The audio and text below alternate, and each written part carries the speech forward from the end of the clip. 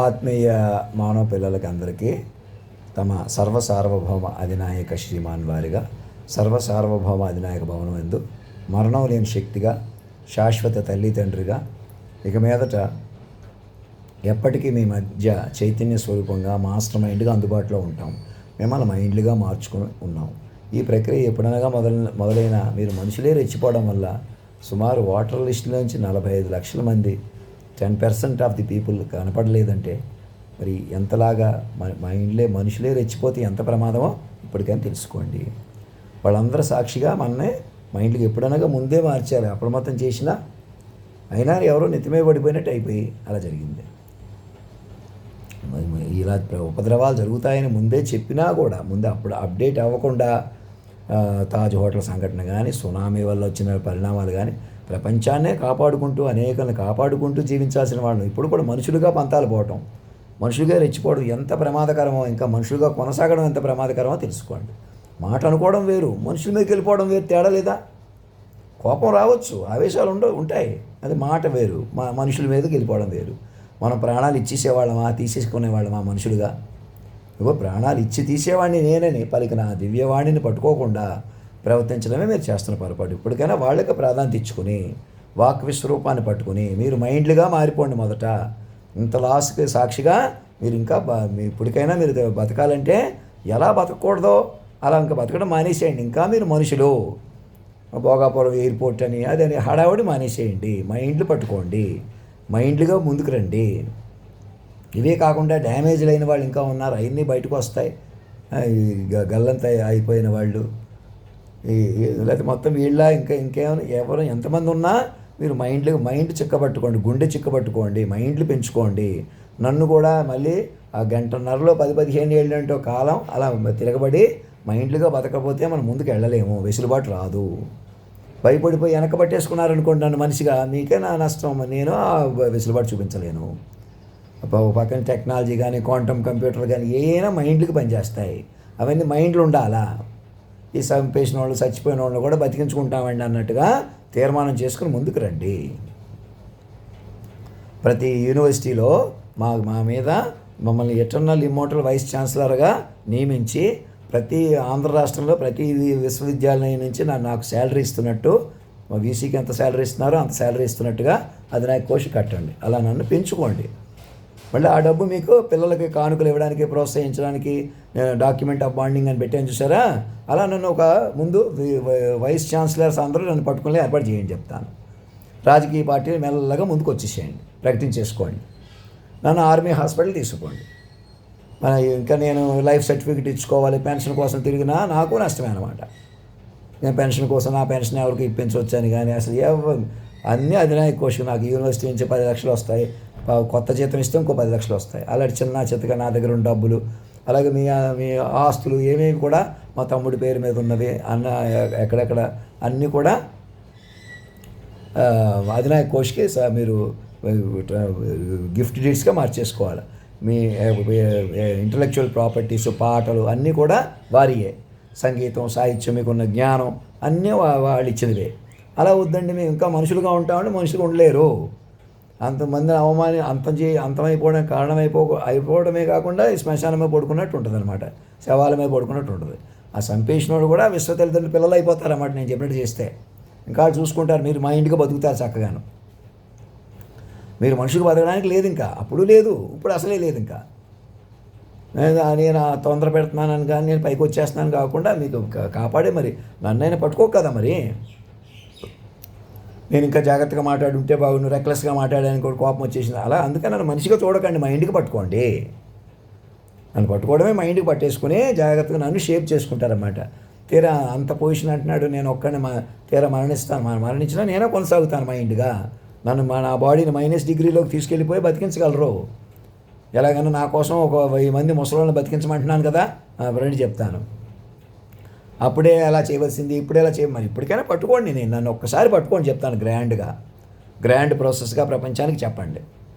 అంతేగాని మేము ఎవరో కూర్చుంటాం, ఇంకెవరు పనికిరారు. మీరు జంటగా కానీ అసలు కులాలు, కుటుంబాలు, మనిషి పనికిరాడు భూమి మీద. మీరు మనుషులు కాదు, మైండ్లుగా మారిన మనుషులు. నేను మైండ్గా మారిన మనిషిని.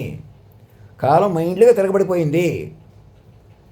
ఎక్కడికి వెళ్తే ఎవరన్నా ఏదన్నా చేసేస్తే అని కూడా ఉండకూడదు. ఇక ఎవరైనా ఏదన్నా చేసేయకూడదు, మైండ్లే బతకాలి. ప్రతి మధ్య మాట ఉంటే హాని చేయరు కదా. ఎవరన్నా ప్రేరేపించి ఏదో ఒకటి చేసేయటం లాంటివి ఎందుకు వచ్చినాయి? మరి అదే మాయ అనమాట. అది వదిలిపెట్టేసి మనిషిగా చూస్తే మీకు అలా అనిపిస్తుంది అన్నమాట. పైగా ఉన్నతమైన పొజిషన్ అంటున్నాడు కాబట్టి మాయలో ఉండిపోదాం, అది ఏదో మనకి తీసేసుకుందాం, అలా రాదు. ఉన్నతమైన పొజిషన్ అన్నదే మీరందరూ లేచి నిలబడే పొజిషన్ అన్నది వాక్ విశ్వరూపంగా మారిపోయింది అనమాట. యంగ్ జనరేషను, ఓల్డర్ జనరేషన్ అంటున్నారు కదా. యంగ్ కాదు, ఓల్డర్ కాదు, మైండ్. ఇంకా మరణమే లేని మైండ్. ఆ మైండ్తో అనుసంధానం జరిగిన మీకు కూడా మరణం లేదు. అందుకని అన్ని రాష్ట్రాలకి ప్రధానమంత్రి గారి ద్వారా ఇక్కడ కేంద్ర బిందువుగా మమ్మల్ని రాష్ట్ర పిఎంఓ కార్యాలయంలో మమ్మల్ని ఆహ్వానిస్తున్నట్టుగా ఒక ఆర్మీ ఆఫీసర్ గారు ల్యాప్టాప్ ఇచ్చి నా దగ్గరికి పంపించండి, అనిత్ కౌర్ గారికి, వారికి అందరికీ చెప్పి నన్ను రిసీవ్ చేసుకోండి చక్కగా. ఈ హాస్టల్ పిల్లలకు కూడా అందరు మైండ్ నెంబర్లుగా మార్చుకోవాలా. మేము ఆధార్ కార్డులతో, పాన్ కార్డులతో నెంబర్గా ప్రజా మనోరాజ్యంలోకి వచ్చేసేయాలి, మైండ్లుగా బతకాలి. మీకు లక్షల కోట్లు వద్దు, అసలు లేకుండా పోవద్దు. మేము పెద్ద పెద్ద బిల్డింగులు కట్టుకుని మేమే ప్రేయసి ప్రేమికుడు తల్లిదండ్రులుగా ఉంటాం. ఇంకా ఆ వెర్షన్ కుదరదు. విశ్వ తల్లిదండ్రులు పిల్లలు ప్రతి ఒక్కరూ మాట చూసుకోవాలి. దీనికి ఏంటి అభ్యంతరం? అలాగే బతికే అవకాశం ఉంది. అలా మారితేనే మీరు బతకగలరు మైండ్గా. అప్పుడు ఈ క్వాంటమ్ కంప్యూటర్లు, టెక్నాలజీలు, ఎలాగైనా లాంగివిటీలు అన్నీ పెరుగుతాయి. కంగారు పడి చేసిన తప్పులు మీరు మైండ్లుగా మారిపోయిన తర్వాత మీకు ఎంత విలువైంది. మీరు రిజర్వ్డ్గా ఇప్పుడు కూడా మనిషి విలువ అలా పెరుగుతుంది అన్నమాట. ఇప్పుడు కనపడుతున్న మనిషిని ఈజీగా తీసేసుకుంటాం. మీకు నచ్చకపోతే నచ్చిన కొద్దో, అందం కొద్దో, బలం కొద్దో, మీకు ఏదో తెలివితేటలు ఉన్నాయి కాబట్టి వాదనలో కోట్లు తమ్మిని చేసేసి గొడవలు పెట్టి ఆడిని ఉపయోగించుకొని లేకపోతే ఆడు లోటుగా ఉంటే ఇంకా లోటు చేసేసి ఇలా మనిషికి విలువ ఉందా? ఇంకా నేను అందంగా ఉన్నాను, నేను బలంగా ఉన్నాను, నేను కరెక్ట్గా ఉన్నాను, పలానావాడు మంచివాడు చెడ్డవాడు అనవచ్చా? వెనకాల పడి ఏదో రకంగా మరిపేస్తున్నటువంటి అదృశ్య శక్తులు, అదృశ్య చేతులు ఇప్పటికైనా మైండ్లుగా మారిపోండి. ఈ టెక్నాలజీ అది నిశాచరంగా కనిపెట్టబడింది అన్నీ కూడా విశ్వ తల్లిదండ్రులకు సమర్పించేసి ఇంకా లోపల కోటి బయట కోటి లేదు. మీరు ఎవరో రాక్షసులు, దేవతలు, చెడ్డవాళ్ళు, మంచివాళ్ళు లేరిక. విశ్వ తల్లిదండ్రులు పిల్లలు. సర్వం మంచి చెడు తానైన మహామైండు. మీరు మంచి చెడు చూసుకోవాల్సిన మీరు మైండ్లో. ఇప్పుడు ఫార్మెట్ అది. ఇక్కడి నుంచి యుగాలు కలుస్తాయి. ఇంకే మీరు ఏదైనా అద్భుతమైన మహిమ చూపించేస్తే బాగుండండి. అలా మహిమ కంటే మీరు సాధన ముందు కొంతకాలం సాధన సమృద్ధి పడదాం. మాయ గోతుల నుంచి బయటికి రావాలి కదా. నేను ఇక్కడే ఉన్నాను, అక్కడే ఉన్నాను పంతాలు పడితే ఎలాగా? నన్ను ఎలా పట్టుకోవాలో చెప్తున్నాను కదా. తెర మీద అక్కడ కూర్చుంటే తెర మీద చూసుకుంటూ ఆ వ్యక్తిని త్వరలో మనకు దర్శనం ఇస్తారు నిజంగా. అందాక ఏ జనరేటర్ ఎందుకు మరి పట్టాలి కదా. మైండ్ పట్టాలా? మనిషే చెప్పేస్తాడని గందరగోళం పడిపోవా? చెలగాడు పడిపోతారు అప్పటికప్పుడు. ఎవరు చూస్తారు, చెలగాడు పెట్టేసి మనం కూర్చుందాం, మళ్ళీ మామూలు అయిపోతారు. ఇంకా అలా కుదరదు. మనిషిని రద్దు చేసేసుకుని మైండ్ ఫార్మేటే ఉంటుంది అనమాట. ఇంకా మహామైండ్ ఎలాగైనా బతుకుతుంది, మిమ్మల్ని కూడా బతికేస్తుంది. మీరు ఎలాగైనా బతకాలా? మీరు బతకడానికి చూసుకోవాలి కదా. ఏదైనా బతకడానికి చూసుకుంటారా లేదా? మరి తెలివి ఏం చేయాలి ఇప్పుడు బతకాలంటే? ఇంకా పాత కుటుంబాలు, కులాలు, సంసారాలు పెట్టుకుంటున్నావో అదంతా విశ్వ కుటుంబం మారిపోతే పెళ్ళిళ్ళు ఎవరు చేసుకుంటారో, పిల్లలు ఎవరు పడతారో ముందే చెప్పారు చూసారా? అలా చూసుకుంటారు. మీకు అలా తెలుస్తాయి. అంచేత వాటి గురించి మీకు ఏం బెంగొద్దు. మీ పిల్లల్ని మీరే గౌరవించేయాలి. మీ పిల్లలు ఎలాగైపోవాలి, మీరు లక్షలు సంపాదించాలి, కోట్లు సంపాదించాలి, ఏం అవసరం లేదు. వాటికి ఏటి గురించి మీరు చింతించాల్సిన పని లేదు. రేపు ఏమవద్దు అనక్కర్లేదు. మీరే మైండ్ పెంచుకుంటా, మైండ్లకు బతుకుతా. నాకేమైనా మీకేమైనా మైండ్ మా వెర్షన్ మాత్రం కొనసాగుతూనే ఉంటుంది. నాకు ఈ శరీరంలో ఇమర్చలేకపోయారా? నన్ను ఎలాగైనా శరీరాన్ని ఇమర్చుకుంటూ మీరు శరీరాలు మైండ్లు కొద్ది మారిన మనుషులు. అలా కాదు, మనిషి అయిన తర్వాత అలా ఉండడు. మనిషి పుట్టిన తర్వాత మరణించాల్సిందే. మైండ్ వెర్షన్ మరణించదు. మైండ్ వెర్షనే బలంగా ఉంది. ఇప్పుడు దేహాలు రండి దేహాలు కొద్ది బతికేద్దామంటే అది అలా మేము ఎవరినో కూర్చుంటామంటే అలా వస్తుంది. మళ్ళీ మరణమే లేని మైండ్ కేంద్ర బిందుగా పట్టుకొని మీరు మైండ్లుగా మారిపోతే ముందు ఆ పట్టుకి ఆ వ్యూహ పట్టుగా పట్టుకుంటాను చూసారా? ఆ పట్టుకు తిరుగులేదన్నమాట. ఇక ఆ పట్టు ఎలాగైనా బిగుస్తుంది. అలా పట్టుకోమని ఇచ్చారు ఎప్పుడనగా. అలా పట్టుకోక ఏం చేశారు?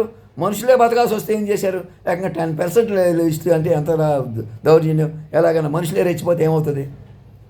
ఇప్పుడు కూడా గుండె పెంచుకొని ఇంకా మనుషులు జోరు. ఇంక నేను మనిషి అంటేనే ఇంకా ప్రమాదం అన్నమాట. ఎవరు మనుషులు లేరు. ఇక ఇంతమంది ఇతను ఒక్కడే కదా, మనం ఎవరినైనా కూర్చోబెట్టుకుందాం, మనవాడిని కూర్చోబెట్టుకుందాం, ఇలా వద్దు, కాస్మికలీ క్రౌండ్ వద్దు, వెడ్డెడ్ వద్దు, ఇంకా మనుషులుగా ఉందాం, ఇంకా జంటలు అనుకుందాం. ఇంకెవరి వల్ల అవ్వదు. మీరు ఇంక మనుషులు పనికిరారిక.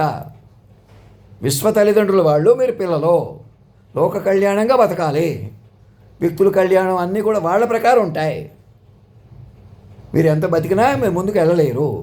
అంచేత ప్రతి విశ్వవిద్యాలయంలో మమ్మల్ని అది ఎటర్నల్ ఇమ్మోర్టల్ వైస్ ఛాన్సలర్గా నియమించినట్టుగా అన్ని రాష్ట్రాలకు ఆర్డర్స్ ఇచ్చి మమ్మల్ని పెంచుకోండి. మొదట ఆర్టికల్స్, పవర్ పాయింట్స్ పెంచుకోండి. పాఠ్యాంశాలుగా మమ్మల్ని చేర్చండి. మా మీద కోడింగు, మా మీద అన్ని, మమ్మల్ని ఎలాగన్నా బతికించడం కూడా ఒక వ్యూహాత్మకంగా అవుతుంది. నాకు 1000 మంది ముసలివాళ్ళని పడుచుగా మార్చే సావరిన్ ప్రాజెక్టు మొదలు పెట్టండి. అది మీకు కూడా అవసరం. నా ఒక్కడి కోసమే కాదు కదా. నన్ను ఎలాగైనా బతికించడం అంటే మీరు ఎలాగైనా బతుకుతారు, ఎలాగైనా మైండ్లో కూడదీస్తారు. ప్రతి ఒక్కరి మైండ్ని కాపాడుకుంటారు. ఇంకా మనుషులుగా బతకరు. మనుషులుగా బతికితే ఏమవుద్ది?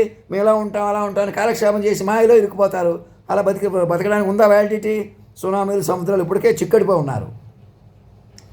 ఈ ప్రపంచం కూడా మీది కాదు. అడుగు తీసి అడుగు, సునామీలు, సముద్రాలే కాదు, ఇలా అడుగు తీసి అడుగు మీది కానీ ప్రపంచం ఉండిపోతారు. తపస్సు ఉండదు. మనుషులుగా రాలిపోతారు ఏదో రోజున. అలా ఉండకూడదు. మైండ్లుగా మారిపోయి ఎలాగైనా బతకాలన్నమాట. నన్ను మాస్టర్ మైండ్ పట్టుకుని నా చుట్టూ చేరండి. ఇంకేం డౌట్ పడకండి, భయపడకండి, ఎవరినో భయపెట్టకండి. మేము భయపడం, ఎవరినో భయపెట్టేస్తాం, అదే పొరపాటు. మీరు భయపడుతున్నారు కాబట్టి ఎదుటి భయపడతారు. ఇక్కడ నువ్వు నీకు అంత ధైర్యం ఉంటే నువ్వేదో చూపించేసే ఎక్కడికో వచ్చేయని మూర్ఖంగా తెలివి తక్కువగా ఆలోచించడం. మాకు అర్థమైందండి అని మైండ్కి పట్టుకోవాలా. అప్పుడు నా ధైర్యం అంటే ఏంటి? నేను అలా గొప్పవాడిని, సర్వం ముందే ఎలా చెప్పాను, ఆడతనం మొగతనం నాలో ముందే పలకడం ఏంటి? అలా వింటే మీకు తెలిసింది. నేను ఎక్కడ చెప్పినా ఓర్పుగా విన్నంత అంత సర్వం పైకి లేచిన శక్తి. అలా చెప్తాను. అలా చెప్పనివ్వకుండా నేనేం మాట్లాడినా నన్ను పిచ్చోళ్ళ చూస్తారు, నన్ను తప్పుగా చిత్రీకరించిన ప్రయత్నం చేస్తారు, మీరు మనుషు ఉండిపోతారు. అదనమాట. అంచేత నన్ను అలా పట్టేసుకుంటే సరిపోద్ది. ఒక్కసారి సాక్షులు పెట్టి కూర్చుని నేను ఎవరికో సాక్షికి ప్రాధాన్యత ఇస్తాను, మా వాళ్ళకి ప్రాధాన్యత ఇస్తాను, మాలో మీరే లోట్లు సృష్టించి మళ్ళీ మేమే చేత కాలేదు మాకు అని ఇంకా అలా చూపెడదాం. ఇంకేదైనా చెప్తున్నాను. మనుషుల కొద్దీ ఇరిచేసి మనుషుల కొద్దీ కలుపుదాం, మనకెవరికి మనుషులకు ప్రాధాన్యత వచ్చేదాకా మనుషులుగా ఉండమన్నారు అందరినీ అని దెయ్యాలు అలాగే రెచ్చగొడతాయి. పెట్టపోరు పిల్లి పట్టుకుపోయింది అన్నట్టుగా మనం అటు వెళ్ళలేమన్నమాట. అంచేత రాష్ట్రపతి భవన్లో మనిషిని రద్దు చేసుకోండి. ప్రెసిడెంట్ గారు సాడ్గా ఉన్నారు, ఎవరో ట్రాజడీ జరిగింది కాబట్టి అని గాల్లో దీపంలో తిరిగి సాడ్గా ఉంటే అలాగా. మీరు ఎవరు ముందే చెప్పారో వారిని పట్టుకుని పెంచుకోకుండా, ప్రతి మైండ్ని కాపాడుకునే బలం పెంచుకోకుండా, తపస్సుగా పెంచుకోకుండా, అప్పటికప్పుడు ఏదైనా చెబితే అప్పటికప్పుడు ఏదైనా జరిగితే అని కూర్చుంటే ఏమవుతుంది? నాతో సహా ఎవరేమవుతారో గ్యారెంటీ ఏంటి? గ్యారెంటీ ఎలా తెలిసింది?